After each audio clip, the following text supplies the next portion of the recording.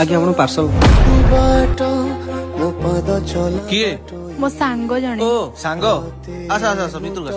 ନାଇଁ ଆଜ୍ଞା ପଳେଇବି। ଆସ ଭାଇ। ଆରେ ସେଠି ଠିଆ ହେଇଛ କଣ ପାଇଁ? ଯା ତମ ସାଙ୍ଗ ପାଇଁ ପାଣି ଗ୍ଲାସ ଆଣ। ମୁଁ ତାଙ୍କ ସାଙ୍ଗ ନୁହେଁ, ସେ ତମକୁ ମିଛ କହିଛନ୍ତି। ମାନେ 5 ବର୍ଷ ହେଲା ମୁଁ ତମକୁ ଭଲ ପାଇଥିଲି। ବାସ୍ ମୋ ପରିସ୍ଥିତି ଦେଖି ସେ ମତେ ଛାଡି ତମକୁ ବାହା ହେବାକୁ ରାଜି ହେଇଗଲେ।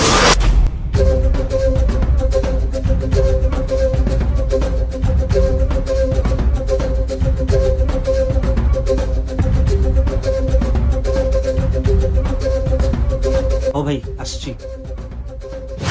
ଟିକେ ଶୁଣିବ? ହଁ କୁହ। ଆମ ବିଷୟରେ ତମେ କିଛି କହିଦେଇନ ତ?